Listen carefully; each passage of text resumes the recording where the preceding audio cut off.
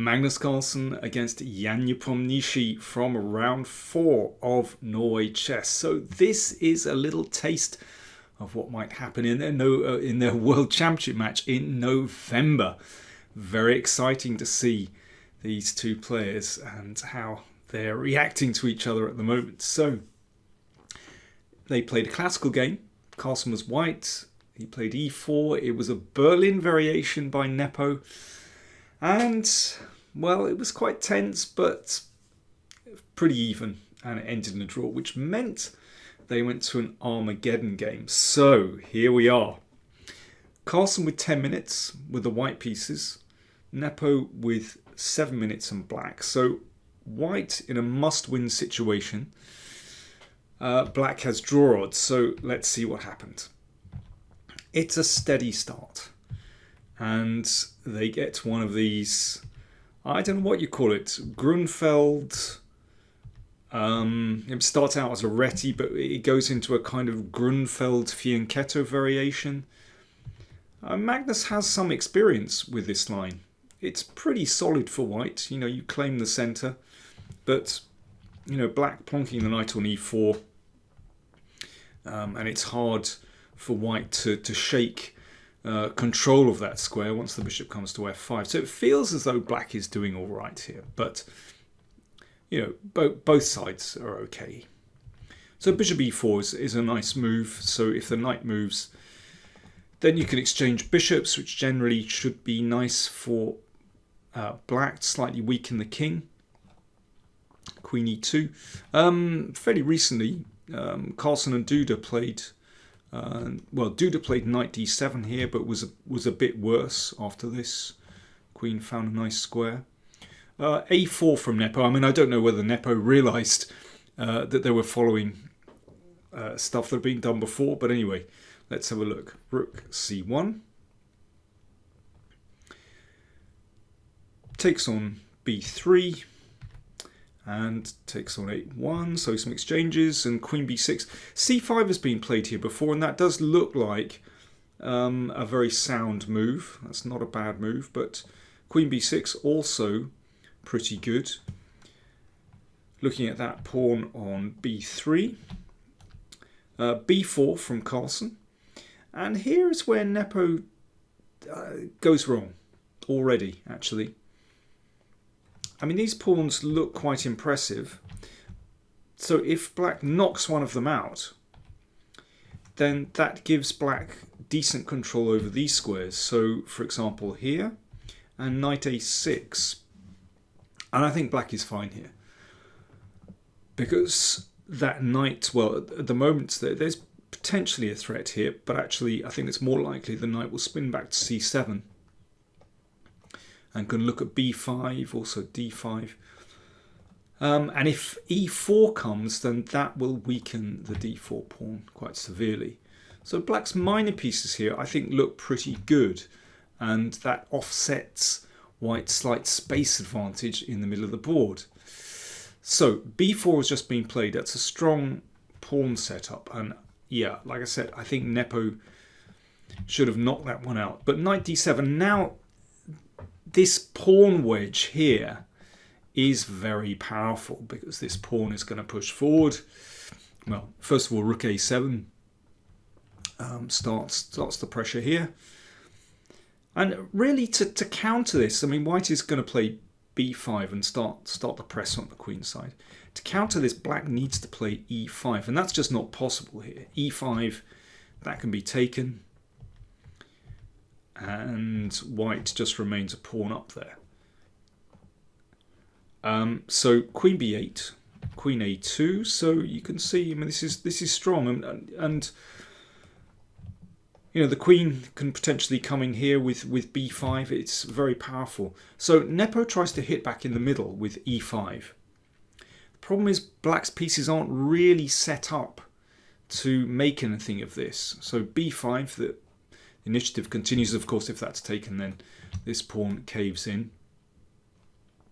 I think pawn takes pawn would give a little bit more activity here, but Nepo went for e4. He'd seen a tactic. And here is the tactic. Knight takes c5. You can see if that knight is taken, then bishop takes bishop. But in fact, everything works out perfectly for white. Bishop b4, that is very unpleasant.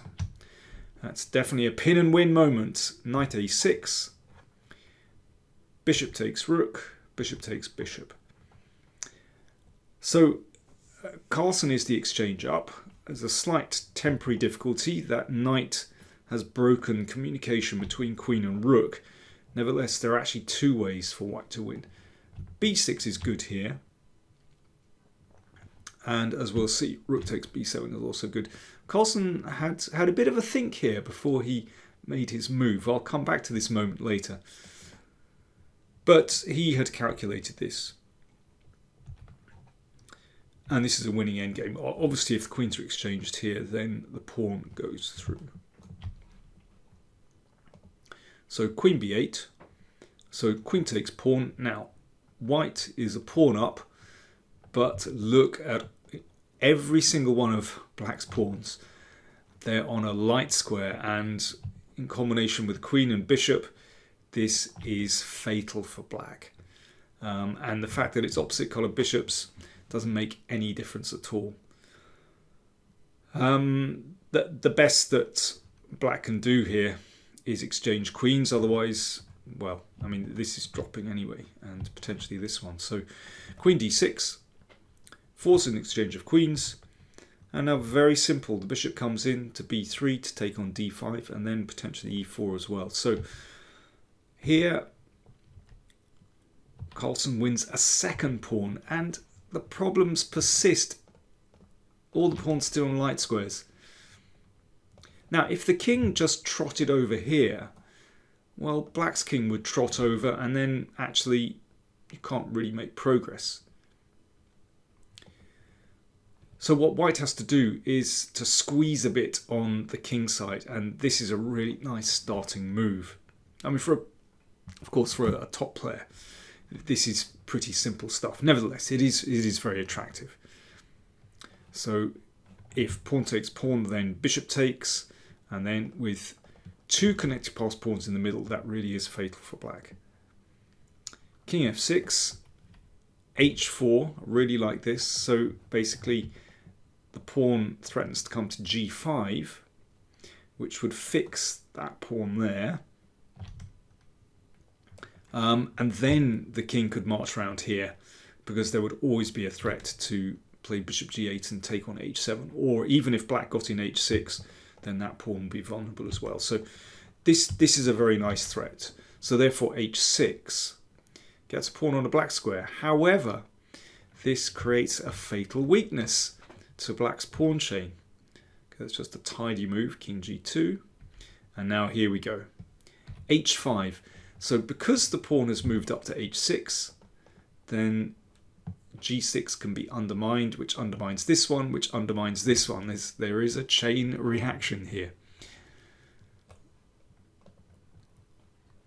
So if pawn takes pawn, we'll take here. Let's just have a quick look at that. So if here, and then white gets connected past pawns in the middle, which is fatal. So pawn takes pawn, pawn takes g6, takes on e4 check,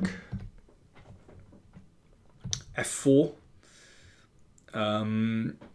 If pawn takes, again, two connected past pawns in the middle is winning for white. So king f6, and now white's king just steps up the board to take another pawn. That's why king g2 was played. It was a couple of moves ago, very neat. And this wins.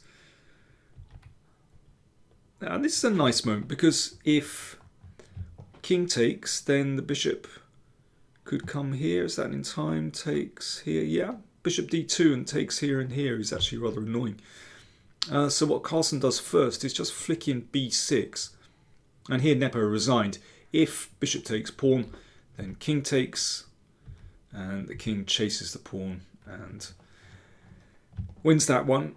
So white would be left with three connected passed pawns in the middle of the board, and that really is winning for white.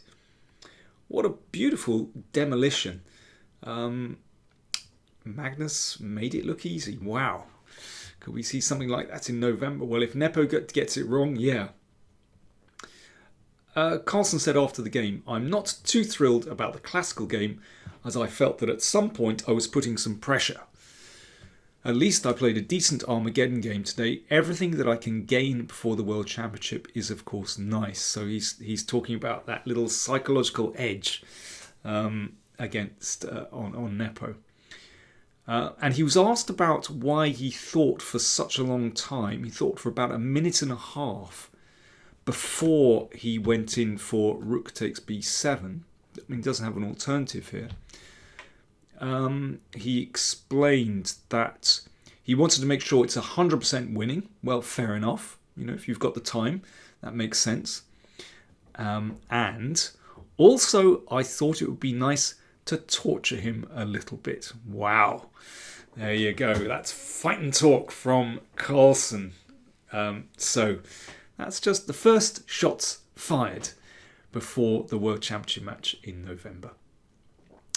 Don't forget, like, comment, share, and do subscribe. If you're not subscribed already, there's great stuff on the PowerPlayChess channel. I post regularly, and you can check out openings and all kinds of interesting playlists. And do consider supporting us on PayPal, via PayPal or Patreon. Check out the video describing the extras that you get by supporting the channel on Patreon. I'm really proud of this channel. There's some great stuff there, and we want to keep it going, so please do support us there. Thanks for watching.